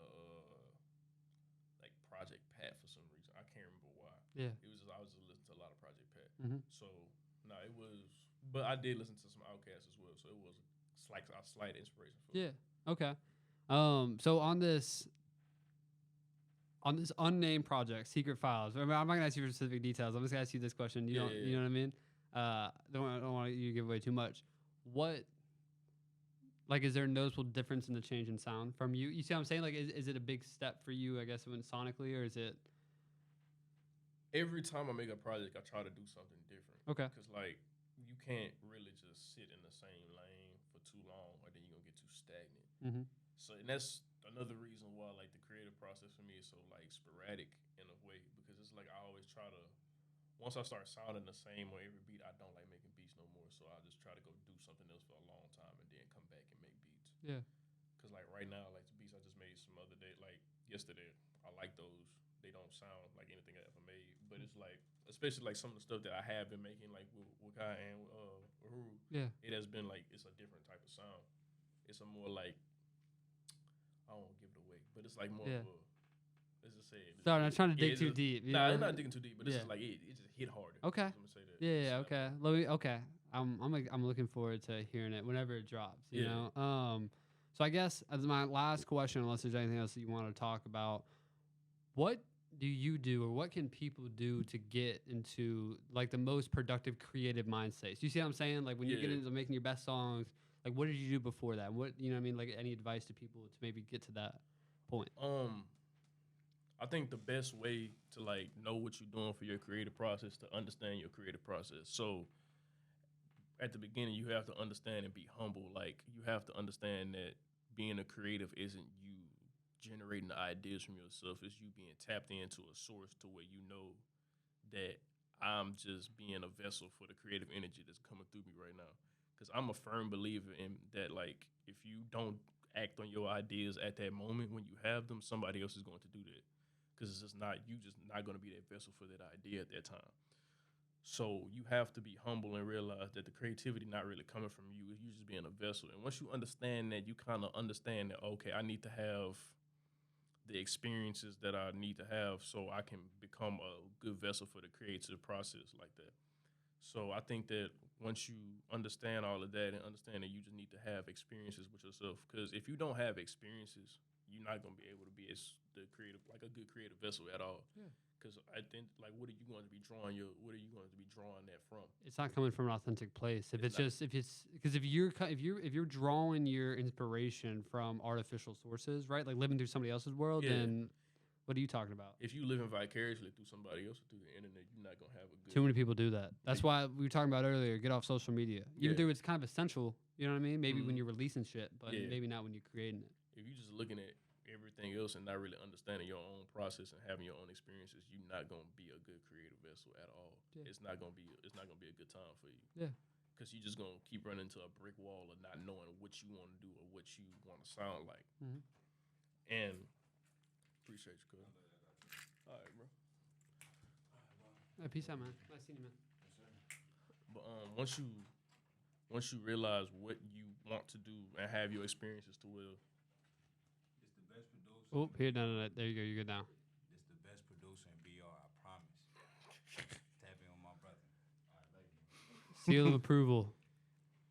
yeah. Anyway, Yeah, it's a stamp. But like yeah, you have to have your experiences. Like if you cooped up in the house, you're not gonna have anything to go off of to where you just need to like know what you want to do creatively. so but what about projects like Earl's? The specific name was I hate shit. You know what I mean? Or I hate, you know what I mean? Like, but that is project is kind of like that feeling of I want to stay cooped up. You see what I'm saying? So Mhm. maybe like I'm saying I feel like people could make music about that stuff, but people that make stuff about like like they're cooped up inside, like all you're saying, but then they're rapping about like being out. You know what I mean? Yeah. Like that's not authentic. It's not authentic. And like what you're saying, like yeah, like that tape was him saying that okay, I've been inside the whole time. Like I don't want to go outside. It's not appealing to me. Yeah. He was rapping about that. Like that's him being, like you said, it's him being himself. It's him showing what he wants to do. Yeah. But like if you inside and you rapping about like, or just making music about in general, then you have to be rapping. You can just make beats that just sound different. Like you don't sound like you inside. Like that whole tape, the beats sound like somebody that's been inside and like been just like dealing with their own emotional like, state. But if you making beats that sound like you outside, like in Cancun or like in Miami on the speedboat, like it don't make sense. Yeah. You know, it don't resonate with you. Like you just making what you want. It's not real, and I mean, and it might not sound like it's not real, but I feel like people can tell. You know what I mean? Like in the sense of like, I also say this like, if you don't believe in yourself, you know what I mean? Then why the fuck am I gonna believe? You see what I'm saying? Like, I definitely believe in that. Like I say that I don't like a beat, but like at the end of the day, I know it'd be hard. It's just I don't like it just because it's not to my standards of like what I want my sound to be like. Yeah. But at the end of the day, it still sounds good. It's just it don't sound like the way I want it, and it might not sound good. You never know. Like sounding good is subjective. No, that's the truth. When people are like, I don't like that song, that's okay. But if someone says like, I don't like that song and they're a bad artist, I'm like, dude, you can't say it. You see it in the sense of like, someone can not like yours. I could play something, you know what I mean? They not like it. They don't like it. But then everybody else, you see what I'm saying? Like it's music. I don't think that's why when I ask people like, I don't think you can ask people what is the top 5, top 10 greatest or of all time hip hop artists unarguably, because you can't argue that. You see what I'm saying? My top 5 and your top 5 are gonna be 100% different. Now, if you want to like, there's definitely a point where like I said, hip hop is a competitive sport. Yeah. Like if you're not good, you need to get out the court. Yeah.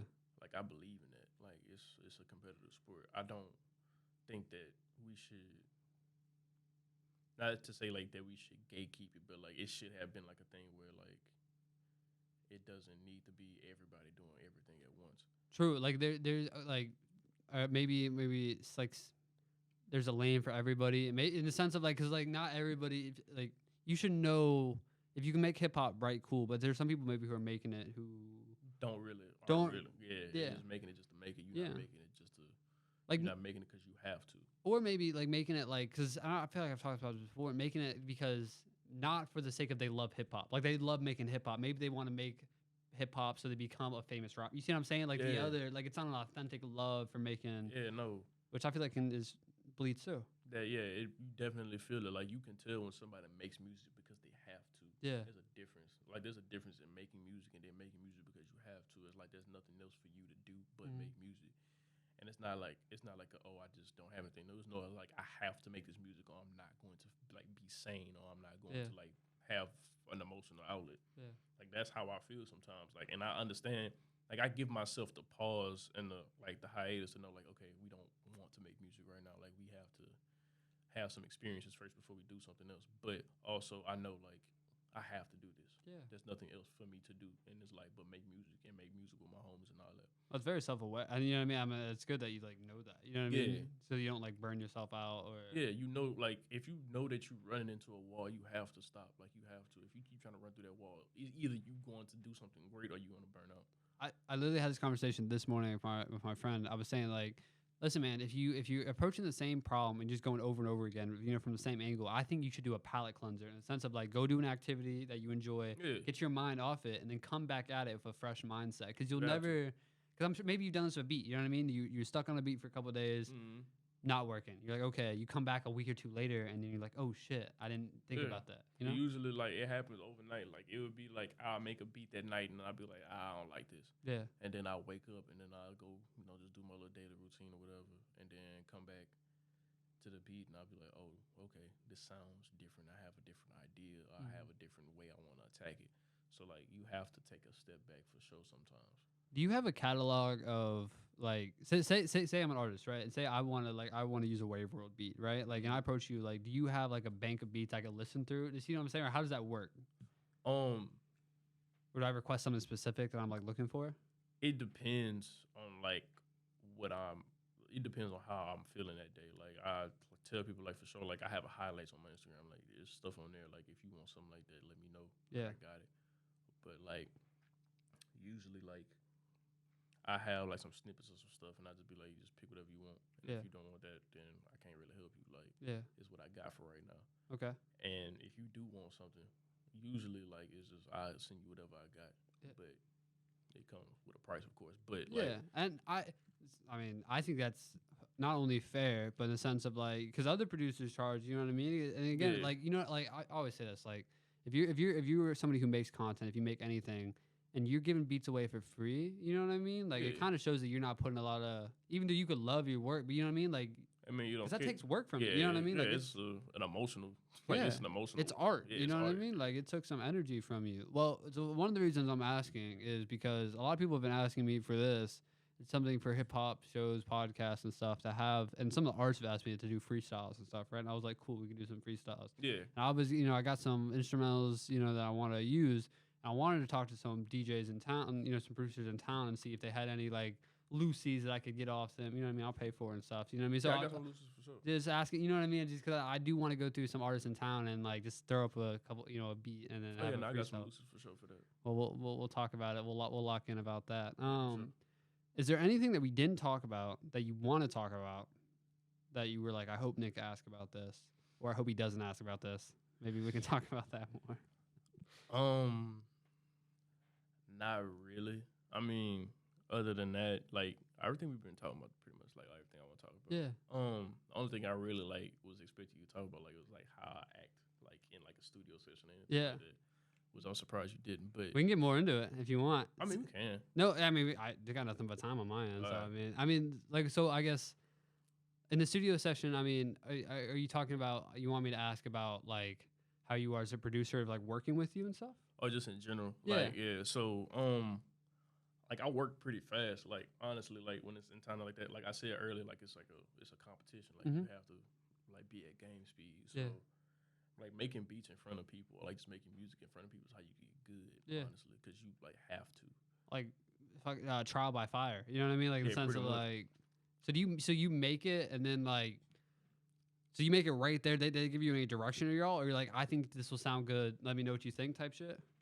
The only person I would say that like gives me like actual direction like that would be Wakai. Like he would tell me, and I'd be like, oh, okay, let me see what this sounds like, and then I'd do it. Like it would sound good, and I'd be like, all right, yeah, we keep it. Is that because you and him have such a good working relationship? Yeah, it'd be like, yeah, I'll just do that too, and then he'll tell me like, okay. But some of the time it'd just be like, he'd be like, oh, that's hard, and I'd be like, yeah, I'm keep doing that. Or like go with that idea that I already had.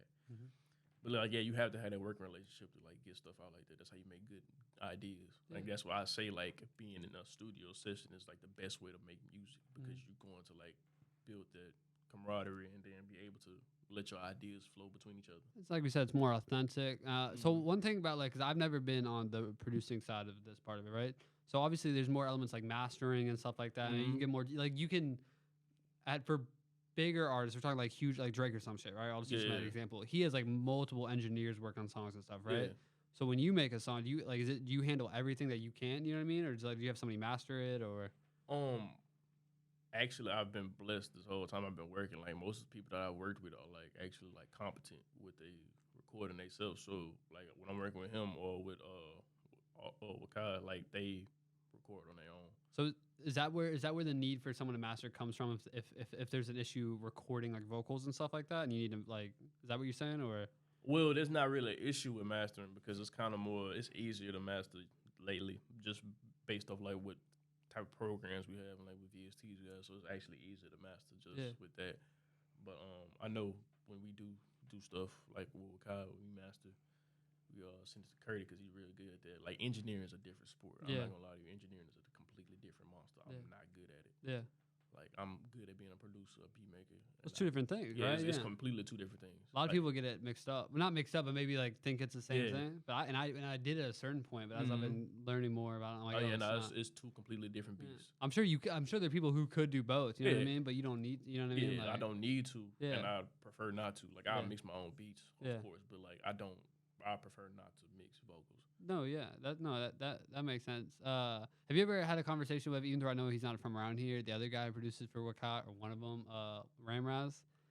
Nah, I've actually never had a conversation with him, but he is like actually the beats that he makes are crazy. Crazy, yeah. Like I love that type of stuff. Like I love those like dance, like halfway dance, halfway rap. Is that how you would describe like his? Yeah, it's like halfway like dance, like halfway like halfway dance, halfway house, like and just like rap. It's almost like in a Kaytranada vein. Yeah, like way. I'm not gonna say it's mostly Kaytranada because Kaytranada kind of leans more towards like house. Also, I was gonna say another artist who kind of does that, Channel Trez, but because I think he's a little more housey. You know what I mean? He's a little more housey. He does sound like sometimes he kind of raps over his shit, kind of. You know what I mean? I saw him live. But Ramrel, he cold. Yeah, he was. I only bring it up because I was like, I don't know if all of. You know what I mean? I'm sure the producer community is tiny. You know what I mean? You guys are all aware of each other and stuff like that. There's a couple producers that I would just want to send to you just to get your ideas on. Like, there's one guy from Atlanta named DePalmy. He does stuff with. Oh, you talking about Palmy? Yeah. Nah, I heard Palmy. Yeah, Palmy hard. Oh, you checked this? Oh no, his stuff. His stuff is cool. Yeah, because he's with like Marco Plus and that whole that Atlanta. Palmy hard. Oh yeah, no. Now I was like knowing this other artist takes and stuff like that. And so I never really thought about that when you're talking about being a producer, of being efficient. So I thought, you know what I mean, like you being quick and being able to produce a beat is probably as important, because I guess the more beats you can make, and you know what I mean, like the faster you can make it. Yeah, and it depends. You know, like sometimes I'll sit there and make a beat for like 15 minutes, but I'll mess with it for like 30. Yeah. But at the end of the day, it still get done. Yeah.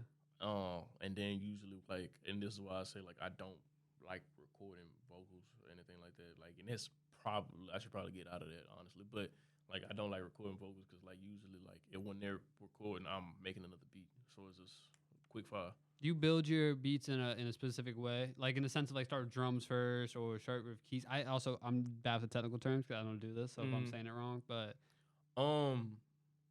it depends on how I'm feeling that day, honestly. Okay. So like sometimes I will start with the drums, sometimes I'll start with whatever I'm using as my like harmonic bass. It depends. What's the hardest part, if there is one, like to work with or to work in, or what's the most important part of the song for hip hop, do you think? Is it the drums? Is it the synth? Is it, you know? The feel. It gotta feel right. If it don't feel right, it don't. Yeah. Like you can't call it hip hop if it don't feel right.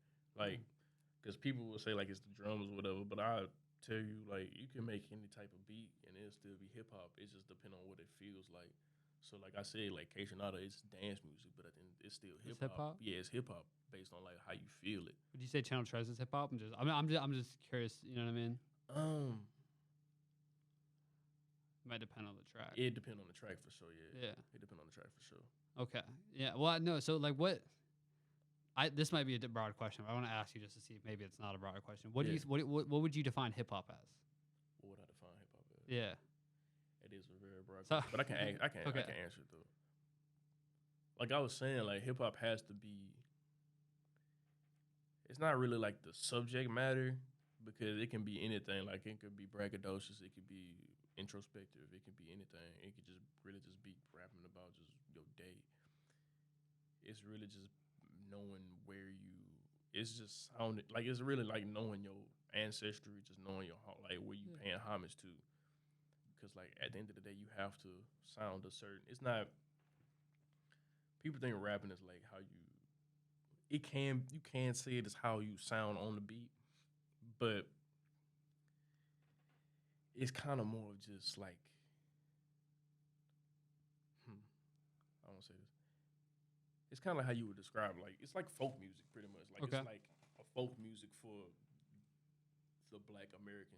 Yeah. Like it's folk music for the Black American. Yeah. Like it's changed between time. Like I would say like before that it was like jazz. Like jazz was the folk music for the Black American. Blues was the folk music for the Black American. Yeah. It just changed what it was over time. What do you think jazz for the Black community was the music like we're talking about like 60s to 80s? Because for me, I would think I only thought for Black community it would be like soul. But then you know, like where would you put jazz? Because I'd put like blues from like like the 20s to the 40s to the 50s to the Black community, right?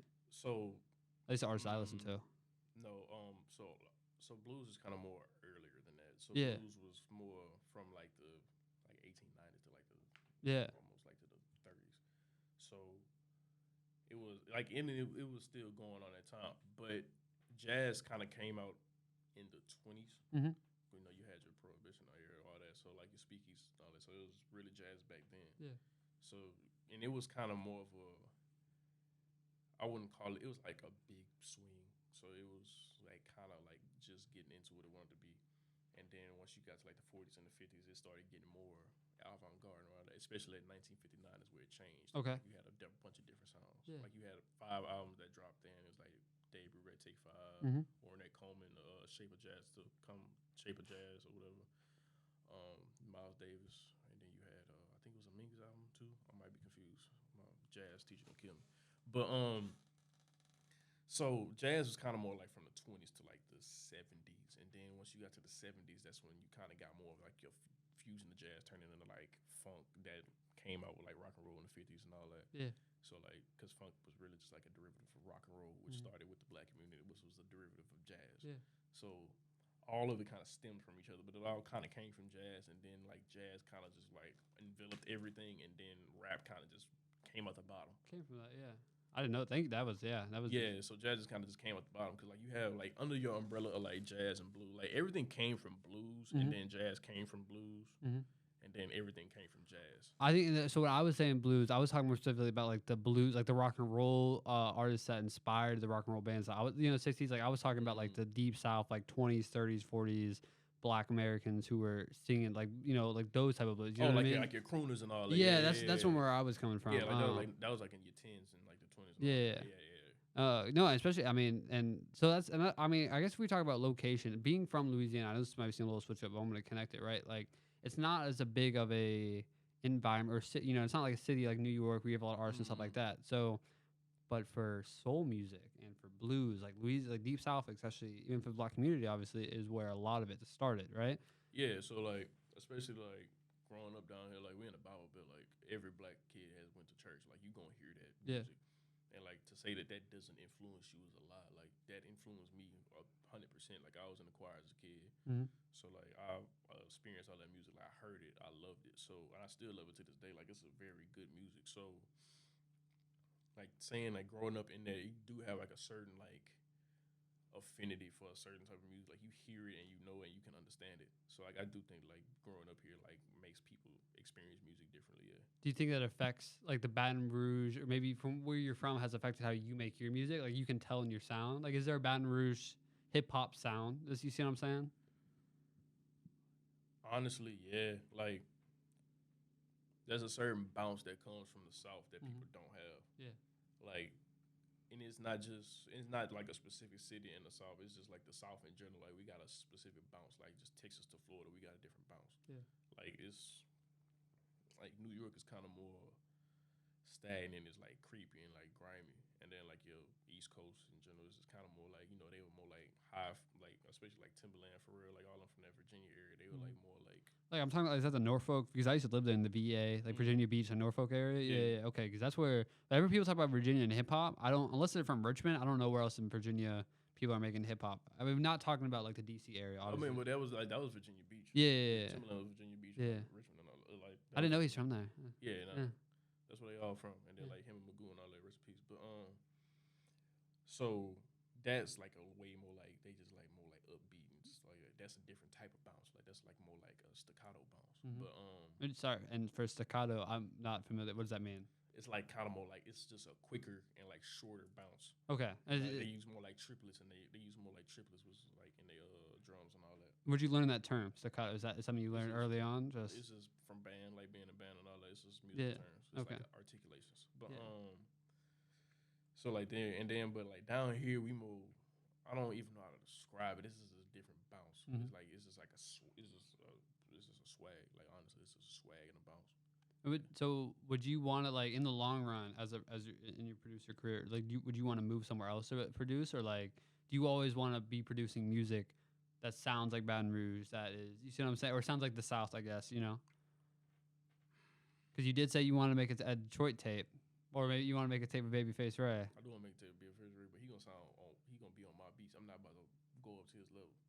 Oh, okay. I thought that's what you were saying. No, I was like, no. okay, I okay, was okay. saying, like he's gonna be on my beats. See, I'm when not- that's I misunderstood. I was like, because I've heard a good amount of your songs. I was like, I don't think I've heard anything that sounds like that. You know what I Yeah, mean? no. Okay, that makes okay. That's what I was saying. Like Yeah. I'll make a flip tape and show you. Like, Yeah. I dropped it. Like you know. Oh, I would. I mean, serious. I would love to. I would play it on air. Like, I would love to hear that. Like, I'll make it, but for sure. Like actually, like be on the lookout for that. I'll make a Babyface Ray flip tape. Honestly. no, I would love that. But honestly, even if I move, it's still gonna stay in me. Like no matter what, like you gonna keep that sound. It's just where you come from. Like you gotta pay homage to where you came from, no matter what.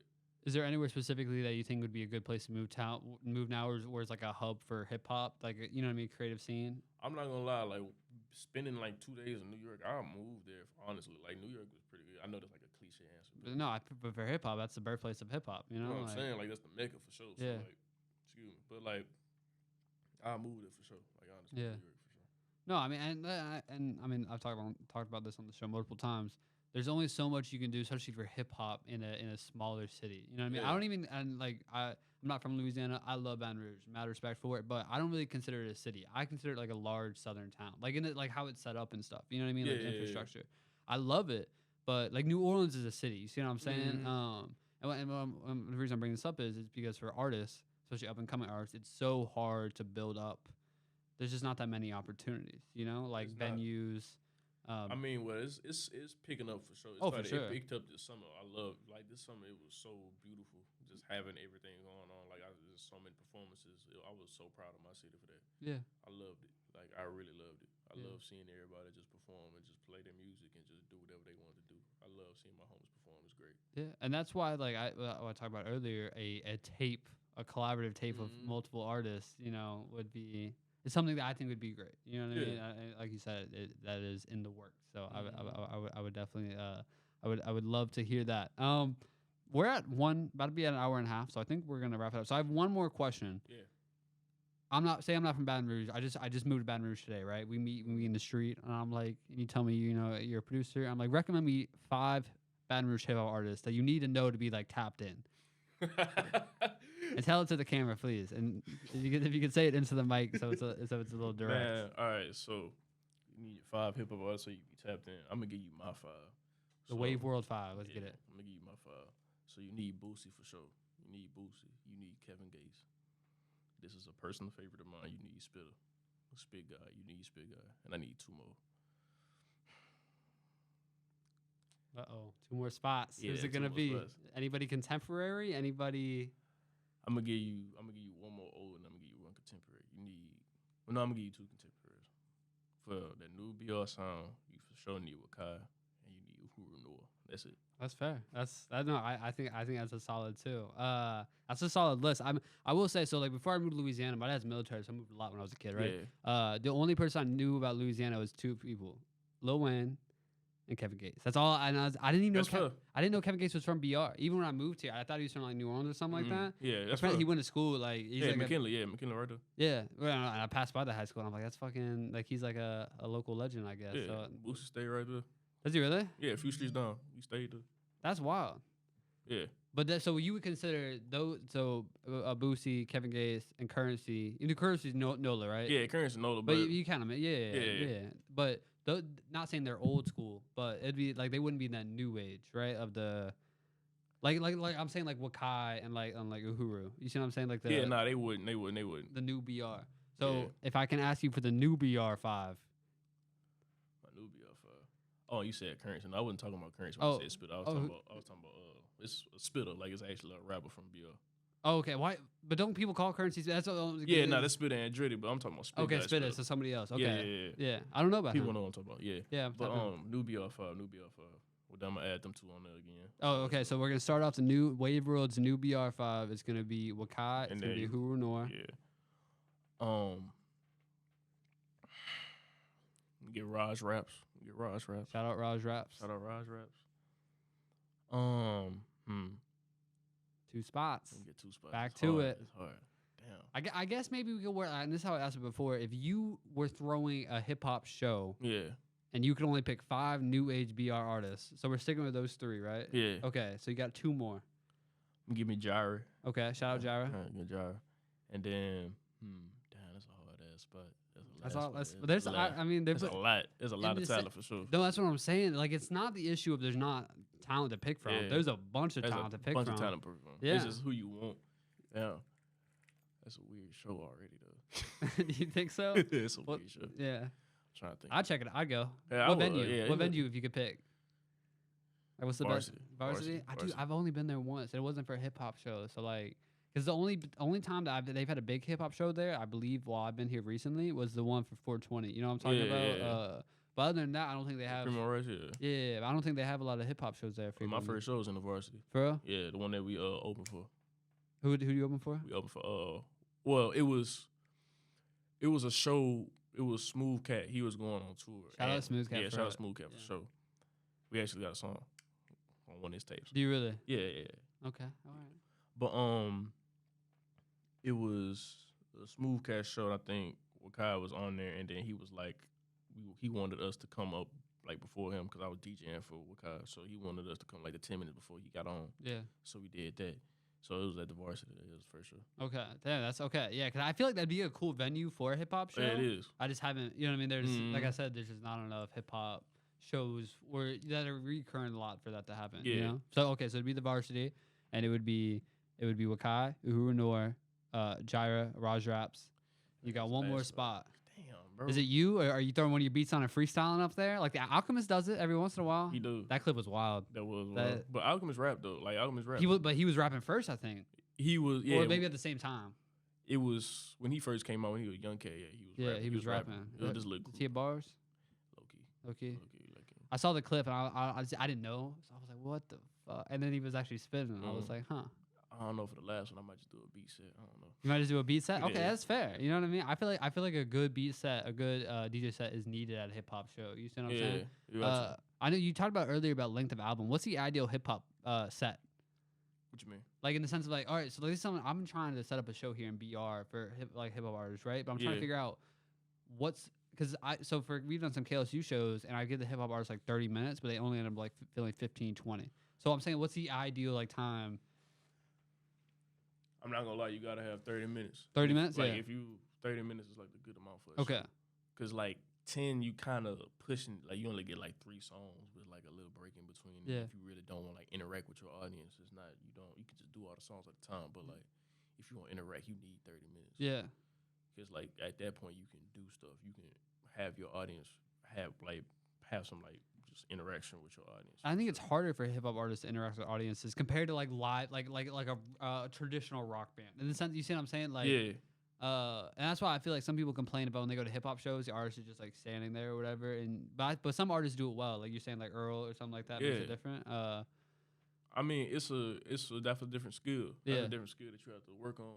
And I don't, I'm not working with these people. I don't know if they work on it or not. But like, I know like the people that I have performed with, we got like show with Kyle, like touring with him, like show like he really got good at interacting with that audience. Like once we like, especially like when we was in New York, I was like, God damn, like we like it was real. It was like a real like concise show. Was that the show with that he did up in New York? Who was that with? That was at Loudmouth with Overcast and Cisco Swing.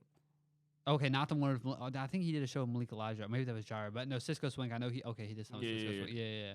I remember he was talking about that. I saw it on the story too. No, yeah, I think that's a solid answer, and I definitely would go see that show. Like if they had that at the Varsity, and it was like, Mm-hmm.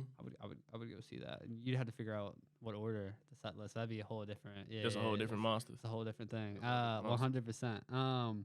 All right. Is there any last things that you want to leave about Wave World about that you want to leave? Because my thing I want to do with this show is the reason I do this podcast is because when I moved to BR and I've always been underground hip hop. So I went to middle school with, you know who My Name Is and J-Mac is? Yeah, I seen him. I went to middle school with his little brother, right? And I remember him sending me his brother's shit in high school. Back when I went on his Instagram, he had like 200 followers, right? Yeah. And it was hard. And I've been tapped in since then. So I've always been into like just new artists, right? And so when I moved to BR, I wanted to find that. But honestly, it's hard to learn about the scene unless you're already tapped in. You see what I'm saying? Yeah, it is a little gatekeep on it. I ain't gonna lie. Like, if you don't know who to look at, you don't know who to look for, you're not gonna. What I did is Gyro performed at a KLSU thing 2.5 years ago. I tapped in with them. I just wanted to show. I was like your set view. You know, we started talking, and then I've slowly. And I feel like now I can tell you pretty much a good list of people, right? But so my point for this is I wanted us to have all the artists that are involved in the scene. Yeah. And if somebody's like, damn, I like Wave World stuff, I want to know more about him as a person, they can come check this out. So Right. I guess my final question is there anything that you feel like it's left unsaid that you want to tap into? And hey, maybe in the future we'll bring you back for an episode if you're willing, you know what I mean, something like that in the future if ever. But for now, is there any final messages you have for the SpotCheck audience before I hit you with the 5 fingers of death and you freestyle? No, I was fucking. Jesus No, Christ. dude, I was just.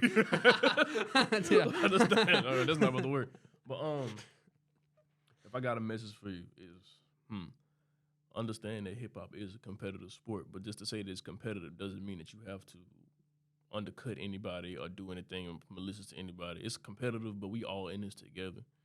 Like, we are together in this. Like, BR has to come together and be together. Like, we've done it over the summer. It was great. Like, we have to be together while we do this stuff. If we not together, we're not gonna go nowhere.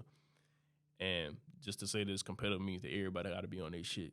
And being on your shit is just making your art to the best of your ability. And I know everybody around here, everybody that I like know, all my homies, we make art to the best of our ability. And we just need to keep doing that shit. And if you want to get into this shit, you got to do that shit to the best of your ability, bro. Like, you have to. Yeah. You got to. Because it's a privilege to make art. It's a privilege. It's not you got talent or nothing. It's a privilege. Like, it's a real privilege. You have to be humble about that. And I think that if everybody humble and we just take this competitively, we like reach the top no matter what. Everybody. Very wise words from Wave World. Where can they find you on social media if they want to reach out to you, if they want to follow you? It's gonna be wavworld on Instagram, Threads as well, but I'll be walling on there. Twitter is wavworld1, and then that's it. Is this so Twitter? I know it's Twitter, but like when It's did X. when did It's we X. start calling it X? I'm not calling You it never? X. Because I Yeah. submitted I had to do like a resume recently, and like one of my skills is in Twitter. I was like, do I put X here? Yeah, I didn't know. I mean, they still call it a tweet though, so like. Yeah, what are they gonna call like an X? Nah, That's what no. I'm saying. He fucked No, up. you tweeting on X, like it Yeah. don't make no sense. Doesn't make any It sense. makes no Gotta sense switch at to all. Threads. Yeah, I don't really like Threads. To be real. Threads alright though. It's the same shit. It is, but it's more concise. It's more concise. Yeah, I don't know. I wish we could just have like one app for, you know what I mean? That's why I like Instagram. To be real with you, because like Instagram is kind of like Trying to get everything together. Yeah, it's like where I don't have to I don't like the fact I got to switch between 8 different fucking apps. Like I have I mean, Instagram, Spotify. Yeah, but that's what they made Threads for, because it's really integrated with Instagram. So it's true. pretty much, Yeah. yeah. I started seeing it like on Instagram where like it'll be like, did you see this thread? I'm like, damn, I can't. Yeah, get no, away from it's this shit. integrated for sure. That's why I fuck with it. Yeah, I mean the only apps I got, like I said, that SoundCloud, and then they deleted where they're getting rid of Spinrilla, which is where I was. That's it. If you know, you know. Yeah, if you know, you know. Oh, that shit was. That's where I found Shmino first. What's it? Black Jupiter. Like that's a 4. I think it's 5 song with like Run In, Oxygen on it, and Papa. Mhm. Oh, dude, that shit was so hard. Shout out Spinrilla for real. I'm sorry that Real happened. ones know about Dat Piff though.